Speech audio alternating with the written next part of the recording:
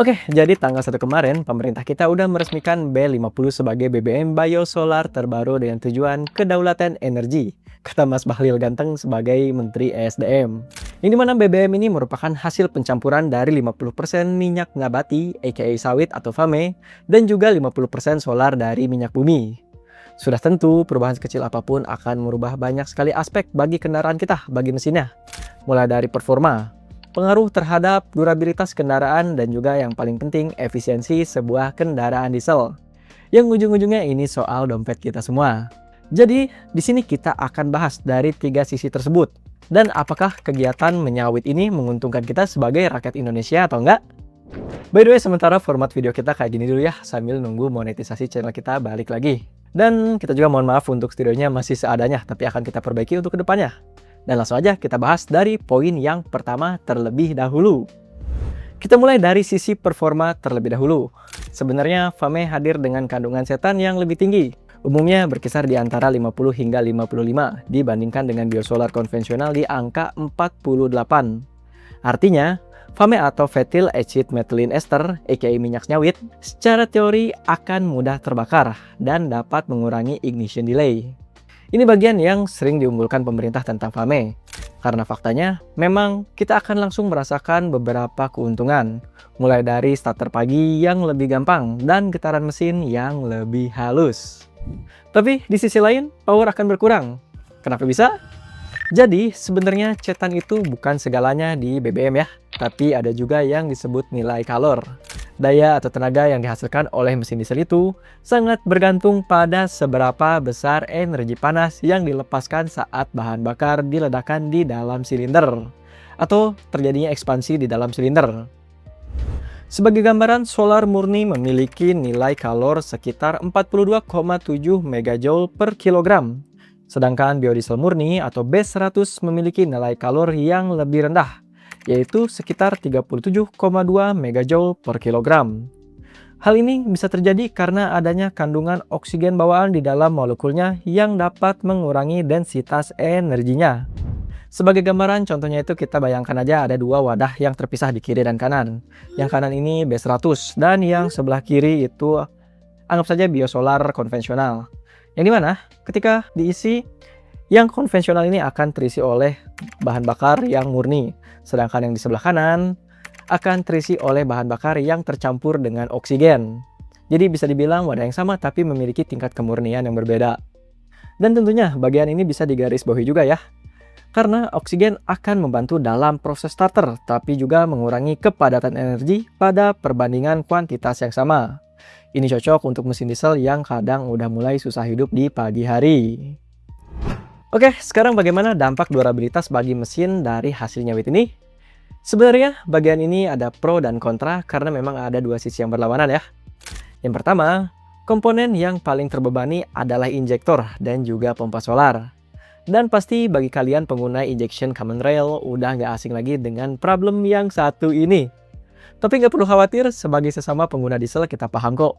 Dan solusinya gampang sebenarnya. Kapan-kapan kita buatin tipsnya deh. Coba tulis aja di kolom komentar di bawah. Kalau bisa tembus sampai 300 komen, nanti kita buatin khusus pembahasan tentang penggunaan B50 yang aman bagi mesin. Oke, sekarang kita balik lagi ke inti pembahasan. Jadi B50 itu memiliki viskositas dan densitas yang lebih tinggi. Artinya pompa akan bekerja lebih keras. Dan injektor akan mengalami tekanan yang lebih tinggi terutama di ujung nozzle-nya. Artinya, ini merupakan sebuah dilema. Tekanan tinggi cenderung akan mengurangi umur nozzle pada injektor.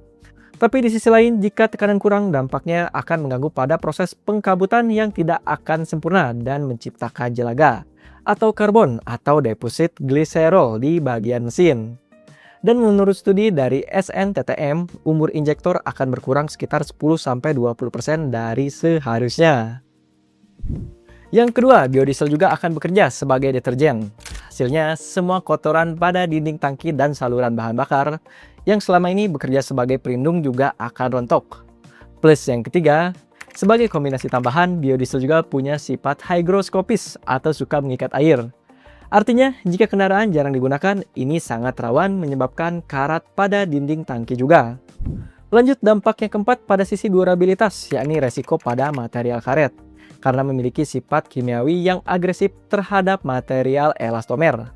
Jadi seperti selang bahan bakar, o-ring, dan seal atau packing karet pada kendaraan generasi lama yang di bawah tahun 2016 biasanya akan mengalami pembengkakan, menjadi lunak atau bahkan retak atau getas. Tapi untungnya kendaraan modern umumnya sudah mengadopsi bahan sintetis seperti Viton atau Teflon yang lebih tahan terhadap asam dari biodiesel. Dampak kelima, karena titik didih biodiesel lebih tinggi daripada solar fosil, bahan bakar B50 yang tidak terbakar sempurna di ruang bakar berpotensi lolos melalui celah ring piston dan masuk ke dalam crankcase dan bercampur dengan oli. Nah, biodiesel yang bercampur dengan oli mesin akan merusak viskositas oli dan menurunkan kemampuan proteksinya. Oli menjadi lebih encer dan cepat jenuh, yang jika dibiarkan dapat memicu keausan prematur pada setiap moving part.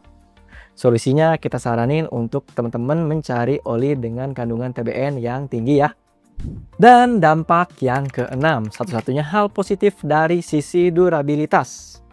B50 memiliki satu keunggulan mutlak yang sangat disukai oleh komponen mekanis yang bergerak atau moving part karena lubricity yang sangat tinggi. Tapi karena sulfurnya yang tinggi pula, sekali lagi sebagai catatan penting kandungan TBN pada oli harus bisa mengimbangi keunggulan ini agar tidak menjadi kekurangan. Sekarang kita masuk ke sisi efisiensi yang kita semua suka. Bagian ini sih sebenarnya nggak perlu berbicara panjang lebar, karena jelas dengan harga BBM di 6.800 per liter ke 25.000 per liternya itu adalah gap yang cukup besar. Tapi perlu dicatat, karena kalori yang lebih rendah, biodiesel B50 akan lebih hambur dari kisaran 5 sampai dengan 10%. Yang artinya, untuk jarak tempuh yang sama dengan tenaga yang berkurang, harga biodiesel adalah Rp7.480 dibandingkan dengan Dex.